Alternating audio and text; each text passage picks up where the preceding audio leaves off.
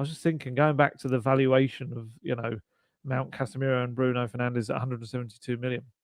We often criticise kind of elements of Spurs transfers and mainly, I know a lot of people moan about the amount of money spent, but for me it's always been more, I do feel that they spend a fair bit of money. Obviously it's not like silly Chelsea figures, but I do feel they spend a fair bit of money, Spurs. It's always been for me as who they've spent it on, and that they've kind of maybe just haven't properly thought out exactly who was the right person and who was fitted the system the best and who was better for the long term at the club as well, rather than a short term signing.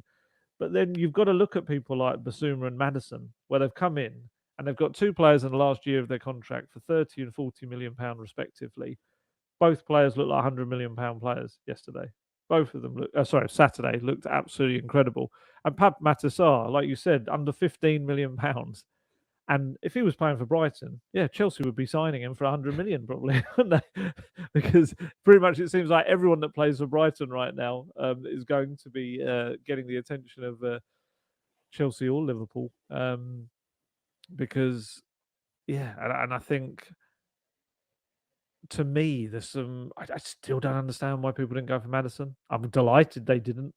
Maybe as a stigma around a relegated player, but then obviously Lavia's gone to Chelsea. Maybe there's a worry about the injuries that he had in the last couple of years at times, maybe, but he's an England international and he's a very, very talented England international as well. Postecoglou adores him. There's some really good quotes he said afterward about just feeling like they got Maddison at the right time in his career. He's kind of settled down now. He's a father of three now with those twins that came along a couple of weeks back. And he was just looking for a club where he could go to a next level and just give everything for the club and really show a desire to be someone that, maybe that's the whole point of it. Maybe the fact that other clubs weren't seriously looking at him, maybe there was a point for him to prove now as well. And I just think he's thrown himself into Spurs life as well. He's so made a point of looking to impress not only his teammates, but I kind of feel the fans as well. Obviously, we have to always be kind of temper how much we put into players' social media accounts, because obviously many of them have people that help them out with that. But I also feel like there's this real sense of him trying to, whether it is because of those historic tweets we've spoken about in the past, where he kind of had a little pop at Gareth Bale and things like that, but he's really made a genuine attempt to win over the fans with the things he said. And it's like, I can't even repeat it, but it was, "Come on, you beeping Spurs," although technically he didn't say the word. He's got his son singing "Come on, you Spurs" on his social media as well.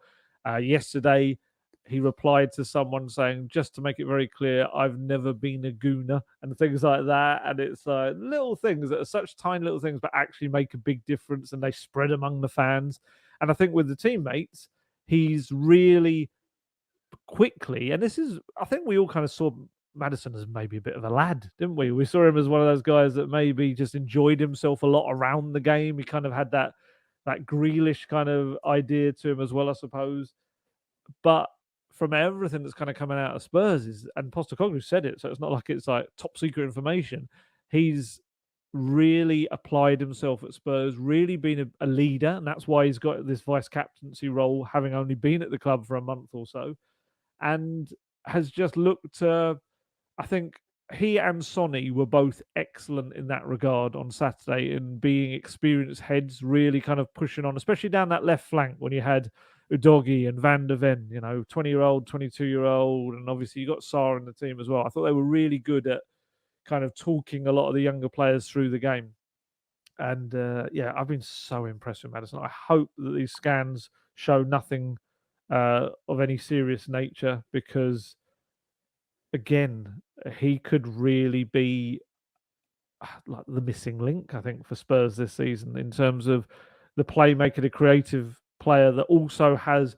I also always used to say this about Eriksen, that Eriksen was quite rare because he was a playmaker who would also do more running than probably most players in the pitch. I think actually they've managed to kind of lightning struck twice in a way. They've managed to find in Maddison a player who does as much running on a pitch as Eriksen does. and he will get goals. I don't think we've seen that element yet. He will score goals for Spurs as well. We haven't seen that obviously in a Spurs shirt yet, but he's going to put the ball in that net. So yeah, honestly, I could wax lyrical about that midfield three for a long time, but I know we've got to move on to others.